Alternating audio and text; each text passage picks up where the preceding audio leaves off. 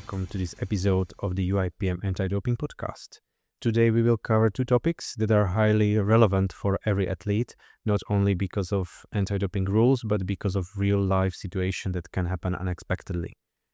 First, we will explain what it means to refuse, evade, or fail to submit to sample collection and why this is treated as one of the most serious anti-doping rule violations and what athletes should know to protect themselves.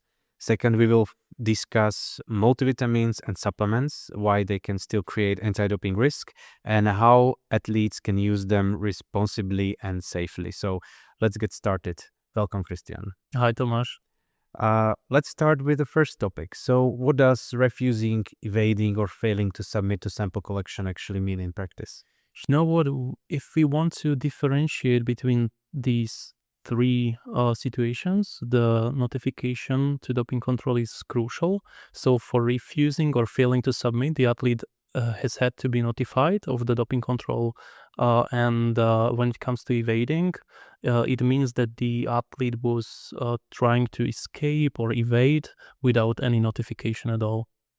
Can you explain why is this treated as one of the most serious anti-doping rule violations?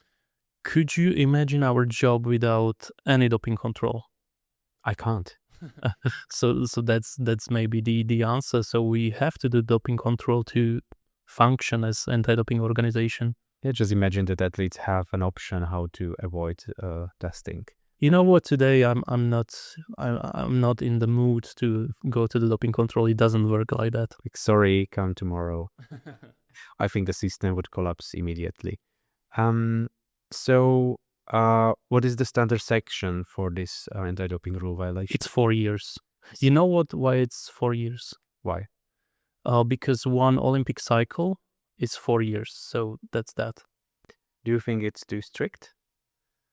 Or you think it's fair? You know what? I don't think so, because as I've said, this is the crucial thing to do, the doping control, and then we'll see what happens next. So my advice to any athlete would be to submit to doping control in any case, if you can, and then we'll see. For example, in some situations when there's AAF, so adverse analytical finding, for example, of some stimulants, the standard sanction is only 2 years, so that's less than refusing or evading. We were discussing anti-doping rule violations in terms of analytical findings so many times, and now, especially nowadays, we are distinguishing intentional and non-intentional cases. Is it the same for this anti-doping rule violation? You know what it is? If the refusal or evading or something else is not intentional, the sanction is 2 years, but in most cases this is intentional act.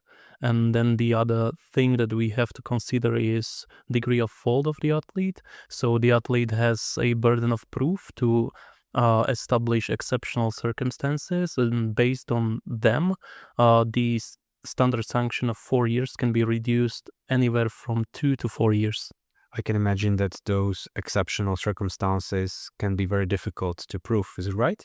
Yeah. So what is interesting is that there's no definition in the code. So there's no definition of exceptional circumstance there. And what we have to rely on is the CAS jurisprudence. And it says that the interpretation of exceptional circumstance has to be restrictive to very exceptional or truly exceptional circumstances that are unavoidable. So from the history that I know, that some of those circumstances worked where the situation where the athlete's wife was giving birth in the hospital, and then when the athlete's father was in hospital in life-threatening condition. I can imagine those situations where athletes are stating that I was under huge pressure after the competition, and I've just lost, and I didn't know what to do again, so I decided to refuse, and then they're trying to argue that their mental health wasn't proper, and they believe that they can be excused. You know what, they can't.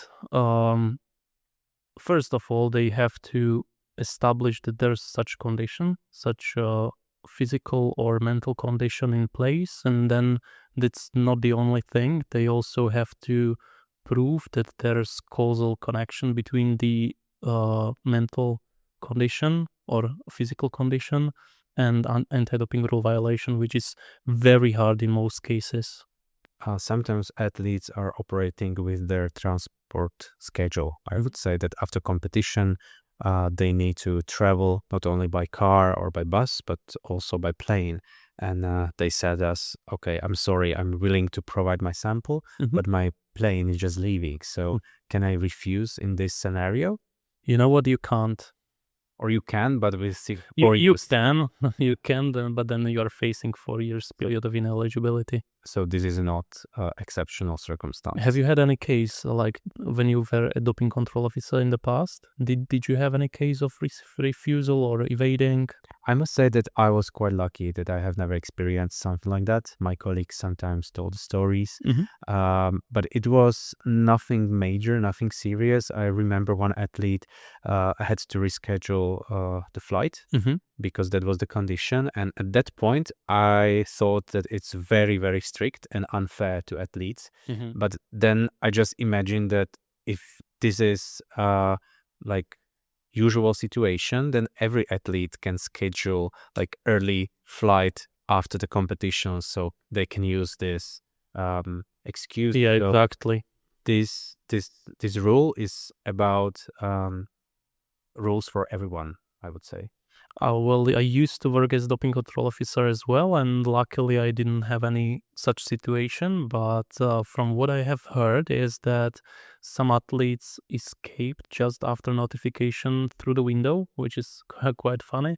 And I've also heard a situation when the athlete's mother was waiting in front of the building with the running engine, and then they escaped together. And yeah, nowadays I'm working in results management as well, and we do have some cases here in Slovakia, but from what I have observed, a lot of them are refusals or failing to submit with the written explanation of the athlete. So the athlete refuses, but also signs the doping control form, which is much easier to process than just evading. Yeah, because in this scenario, athletes just accept the consequences of refusal.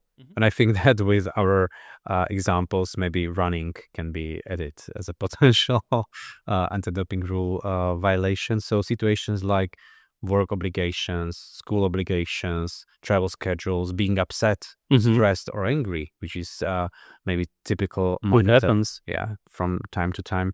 This is not an excuse or exceptional circumstance. As a doping control officer, would you chase the athlete if he started running? Probably not. I would just try to get the signature and have some proofs for that behavior. Yeah, but I wouldn't probably chase. Yeah, in any case, if the athlete doesn't sign the DCF, nothing major happens. The ADRV is still there, and what we have to have as either international federation or an other anti-doping organization, we do have to have the evidence provided by the doping control officer. So that's that. You don't have to chase anyone. What key message should every UIPM athlete remember about doping control in this matter? If you're notified, submit to sample collection and actually submit the sample. What happened in my practice was that some of the athletes were very, I would say, rude and angry when they learned that their sample was not sufficient when it comes to the specific gravity, and they had to submit additional sample. That happens in some situations, and in one particular case, it took me, for example, I don't know, 4 hours or 5 hours until I had the urine of the athlete, and then the specific gravity was low, and it was because the athlete was drinking a lot of water. I was telling him, it was him, I was telling him that you shouldn't drink that much water. The recommended amount is only 1 liter. Otherwise, the specific gravity could be low, and it actually was. And he was so angry because other teammates were waiting for him in the bus. But then luckily he decided to stay in the doping control area and to submit another sample. So, general advice, always provide sample. Always. It's much easier to deal with the provided sample rather than refusal, which is like 99% 4-year span, right? Mhm. I hope we explained this topic quite simple so everybody can understand that. And now we can move to multivitamins and minerals, which can be beneficial for our athletes. So, um, multivitamin seems harmless. Is it true? Would you buy multivitamins, or what's your approach? You know what? I wouldn't buy any multivitamin, and that's because in a lot of these products, the amounts of the actual vitamins or minerals is very low to do anything. But I would say it is a nice gift to give someone. For example, when it comes to Christmas, and you want to give someone something that shows that you care, but you know that it doesn't do any harm. That's probably it. Okay. When we focus rather on vitamins, Mhm. which would you recommend, and why do you think they are important to sport performance? It really depends when it comes to vitamins, what would you take, and it also depends on where you live. But general recommendation would be to take vitamin D. Is vitamin D connected only to our immune system, or it can be beneficial from other aspects as well? It can actually. It can also be beneficial to the normal function of muscles as well as nerve system. And what about vitamin C, which is very popular among people, especially regarding immunity, fighting flu-like symptoms, I would say. So is vitamin C that really good? You know what? It has a connection to the functioning of the immune system, so it contributes to the normal functioning of the immune system. However, it is a potent antioxidant, and I probably wouldn't recommend it to our athletes because antioxidants do antioxidant work, and actually your training and after the training you have some oxidative stress, and that's your natural response to training and to getting better by each training, and taking a lot of huge amounts of antioxidants can diminish your effort that you put into the training. And which doses would you recommend, not for training, but maybe for regular life when you think that you need to increase your antioxidant levels? You know what? I would do something very simple. I wouldn't go to sustained release tablets. I would stay in just the normal, regular ones, and probably go at around 100 micrograms. So something very, or milligrams, so something very, very low. I wouldn't go high because then normal people then think about vitamin C as a solution, but actually they then start to consume less fruit and vegetables, and that is the same situation when it comes to multivitamins as well. So that could be the downside of taking vitamin C. And then what I would recommend is to maybe focus on zinc, because zinc as well contributes to the normal functioning of the immune system, but it isn't antioxidant. When we talk about minerals like zinc, I think magnesium is probably the most popular mineral in general. So, what is your recommendation regarding magnesium? It could be a good preventative tool, but you do not have the means of actually detecting the deficiency. So, if you're an athlete and throughout the season you suffer from muscle cramps, it would be wise to start very early because you do not have any blood test, or you can actually measure magnesium in blood, but that test is not that reliable because magnesium itself is situated in your cells, and that is very hard to measure. So what I would recommend is to start very early. It takes 3 to 6 months to replenish deficiency of magnesium, and also I would really focus on the dosage, because we have talked about this many times, that some athletes look at the label and then they see that the label says 500 milligrams of magnesium, and wow, that's such a Lot. huge, that's a lot, such a huge amount, and then they take only one tablet. But in reality, that's the amount of the salt. So that could be organic or inorganic salt of the magnesium, but the magnesium itself could be there anywhere from 30 to 50 milligrams only. And what about calcium? Would you recommend athletes to take calcium, or there are some special conditions which needs to be met? How to deal with that? I wouldn't recommend taking calcium generally.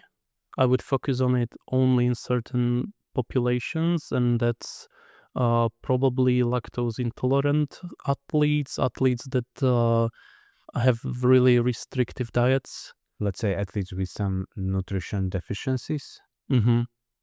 Yeah, exactly. You can measure calcium in blood quite reliably, so I would maybe focus on treating the deficiency if it's there. Yeah, and regarding calcium, it's very important to have enough vitamin D and vitamin K2. That's right. Yeah, and they are important for metabolism of calcium. Maybe we can tell that vitamin D is important for absorption from food. From the intestines, yeah. Yeah, and K2 is responsible for like transport to our bones. To make it simple. So when you have problem with calcium, it doesn't always have to be connected to calcium itself, because I believe when you have well-balanced diet, you have enough calcium, and the problem can be somewhere else.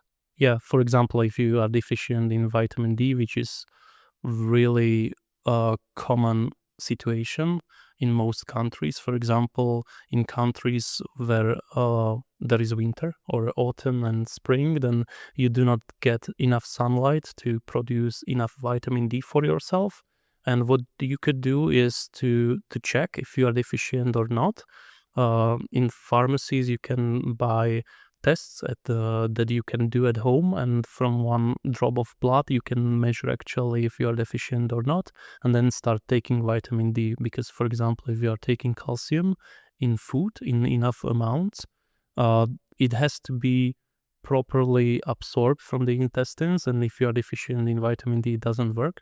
So first you have to replenish the vitamin D, then you can actually start consuming more calcium, and then there could be a problem with your veins, and that's because the calcium reduces the elasticity of the veins, and then you have to also take vitamin K2 to transport it to the places where you want calcium, so that's bones and probably teeth as well.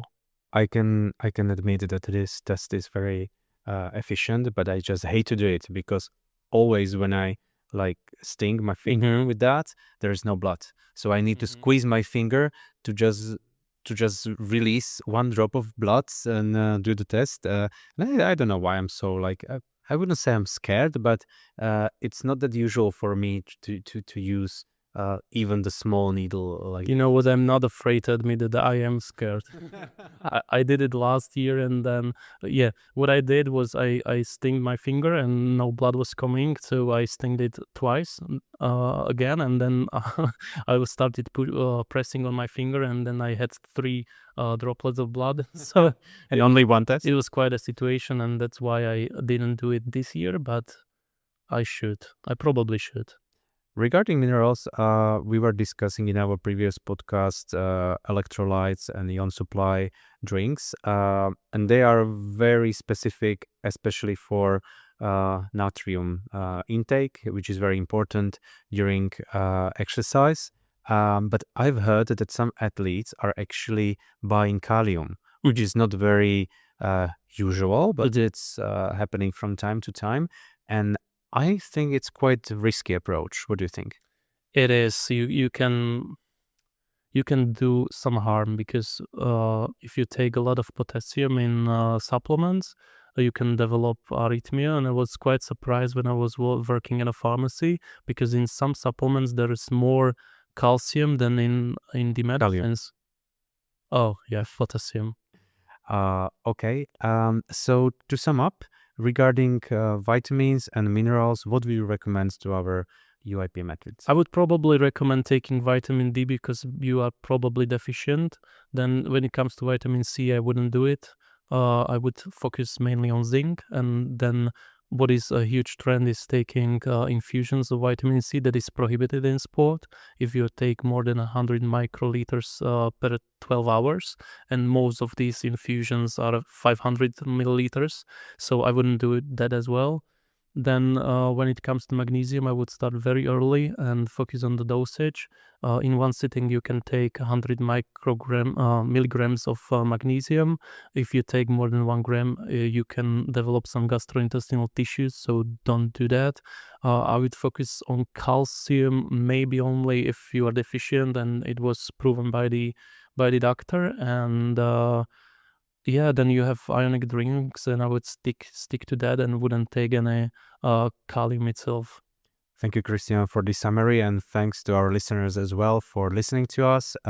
We are looking forward to listening and speaking for our next episode. So see you later. Until the next time. Bye, guys.